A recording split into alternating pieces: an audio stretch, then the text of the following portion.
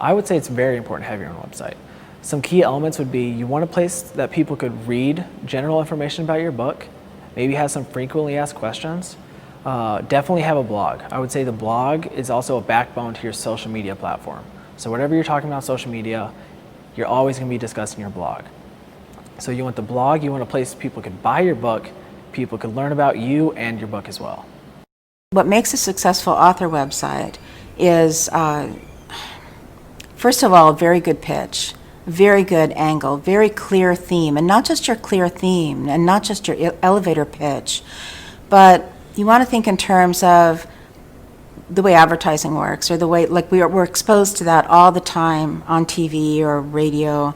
We know instinctively what makes a good pitch. It's like, how does this help your life? Or, or, hey, this is a kind of funny book, and it's, guess what? Like, the pitch is kind of funny. It makes you laugh. So you want to think in terms of tone. You want to think in terms of theme, the way you're setting that up. So the pitch is important. Pictures are vital. The press kit, which has all of those things, is going to have your summary of the book, a brief summary that has that pitch in it that makes it sound like something different, something that somebody really wants to read. This is a new and exciting book, but not overkill, because overkill nobody wants. Nobody will try to buy that. It has to be honest and sincere. And then the website should have a section for speaking engagements, where can I see this person next? What upcoming books are happening? Video clips like the one we're doing right now that are on YouTube, interviews, all that stuff. It should all be there, because what that does is it validates the author and the book. And because these days people are interested in both the author and the book. And a lot of writers new writers especially, are turned off. They want to say, wait, why doesn't my book just stand on its own? And I can go hide under the bushel and I'll just keep writing. And the sad truth is we can't do that anymore. So the key elements an author should have on their website, the first is keep it small. Keep it skinny, keep it small. Too much text, people aren't going to read it. Authors, right? We like to write, so we put everything out there, but people aren't going to read that on the web. Right? Video's powerful, so having snippets of video talking about your book, having interviews with readers. Don't put yourself in the middle, put others in the middle. Those are key ingredients. And then obviously where to find your book, how to find it, how to order it. And then the backstory of why you wrote it. I think people like to understand the driver behind why you took the time to write the book. But for any website, you just got to keep it skinny. You got to keep the text small. Bullet points are best. And video's key. People engage with video. And you have to use YouTube as well. It's one of the other platforms for social media. YouTube's the second most used search engine out there. So you have to drive that traffic through YouTube as well. An effective website is visually stimulating, it's dynamic, it's sleek and uncluttered. You don't want a bunch of things popping up when someone is trying to view your website. You also want to make sure that it translates well to a handheld device, because at some point somebody's going to be looking at your website on their phone and not on a full-size computer screen. So you want to make sure that it's not, distorted in any way when you pull it up on your smartphone. You also want to make sure you have some key elements like calls to action for your audience. You want to make sure that you are cross-navigating across your website and link to other pages. You want to make sure that your website is constantly being updated with new content. You want to make sure that it's user-friendly and all your links work.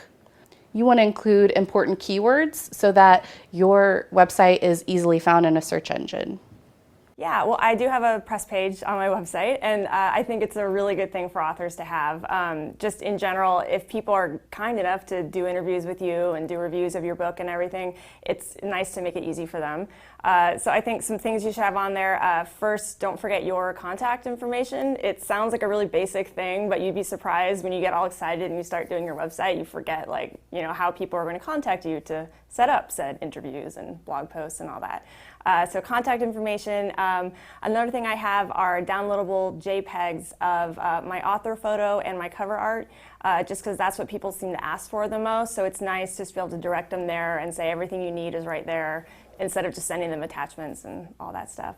I think I also have the traditional just kind of list of nice things that people say about my books, and it's good to have that. It never hurts to tell people that other people really like your books, and you know, it's for you, it's kind of nice just to have it all in one place. If you're having a bad day, you can kind of go on your own website and be like, "Ooh, yay, wait, I'm awesome." So. Well, just to kind of trumpet an overused cliche, content is king. So I feel like that the content doesn't mean you have to have more content, but what's there needs to be really interesting and relevant to your topic.